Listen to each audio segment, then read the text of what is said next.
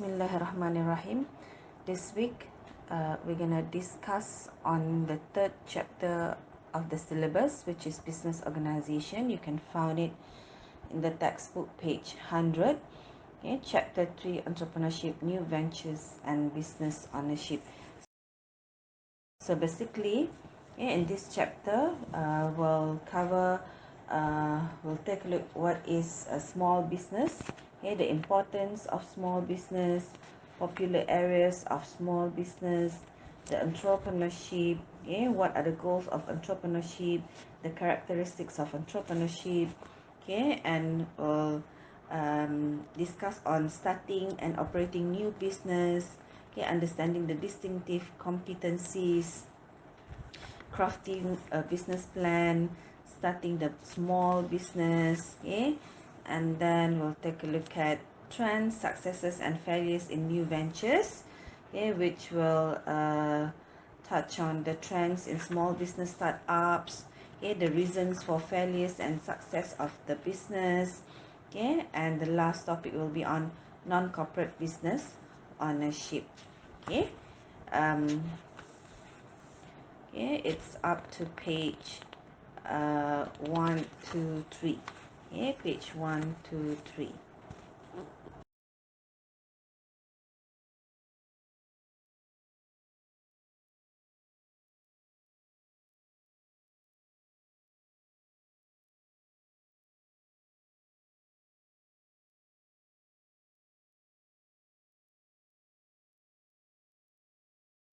After an entrepreneur has forecast the sales and completed the financial planning and the business plan, then he or she must decide whether to buy an existing business, to franchise, or to start from scratch. All right. Most of the time, many experts recommend the first approach, buying an existing business. Because of what? Because it is already proven that this particular business has the ability to attract customers and to generate profit. Okay, most of the time entrepreneurs, they will start a business, then they will sell it to other business owner. All right.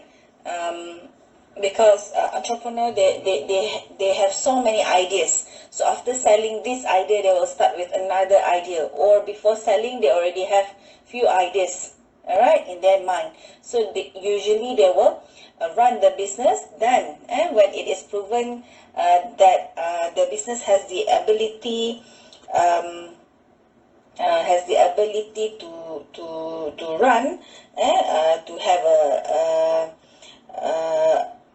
customers, to generate profit, so they will sell the business. All right. And it is less risk in purchasing ongoing viable business. All right, because of what? It has established the relationship with lenders, with suppliers, or other stakeholders. So you just buy and run the business. The second option of starting a business is franchising, through franchising. All right. The example of franchising that we have is for small business that you can remember of, that I can remember of, is Ramly Burger, for example. And we have, let's say, what else? Uncle Bob's, ayam goreng, Uncle Bob. All right. And we have McDonald's, quite large, right? McDonald's, KFC, Subway. We have 7-Eleven, we have Smith Mart, all right, Dunkin' Donut, Holiday Inn, all are franchise business. What are the advantages of this franchise business? Proven business opportunity for franchisee. You have existing customer, you have loyal customer, right? Access to management expertise of franchisor. Okay, so most of the time, the HQ, they will provide management expertise for us who franchise their company. All right.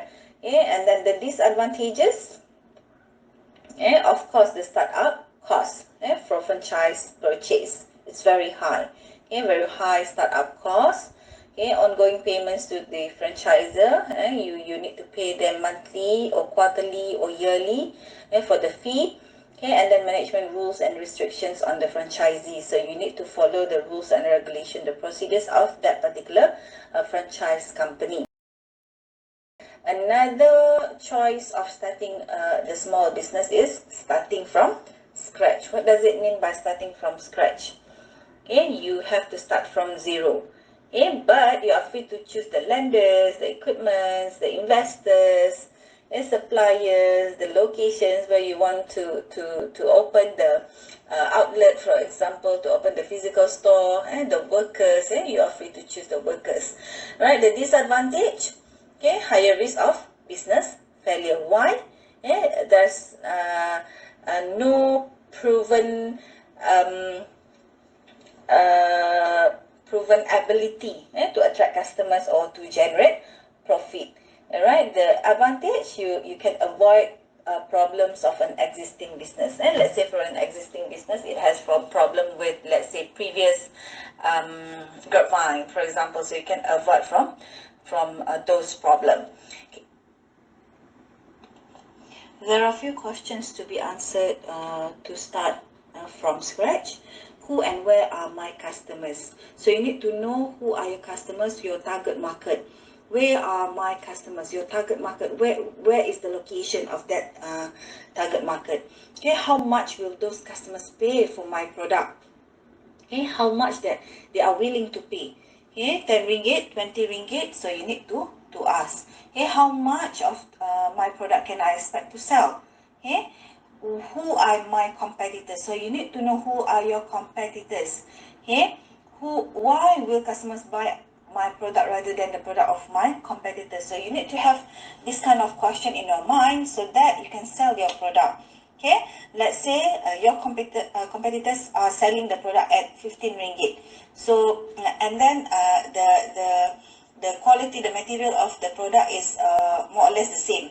So how much will the customer willing to pay for your product? Let's say previously they purchased the product is at 15 ringgit and you sell it at 20 ringgit, for example. What makes you differ from the other competitor that makes the buyer willing to buy your product? Maybe in terms of packaging, maybe in terms of the innovation or inventions that you have done or you have did on the product or services. All right, so these are the questions to be answered here if you want to start the business from scratch.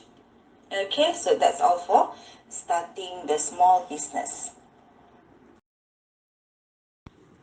For the sources of financing, you can get it from government grants and loans, crowdfunding, angel investors, venture capital, friends and families, or self-funding, or small business loans. We have a lot of government grants and loans. We have Tekun, we have Prosper, we have Teras, Mara, Yayasan Penjaja and Peniaga Kecil Malaysia, SME banks. So we have so many sources of funding that we can get from, all right, the fund for to start the business.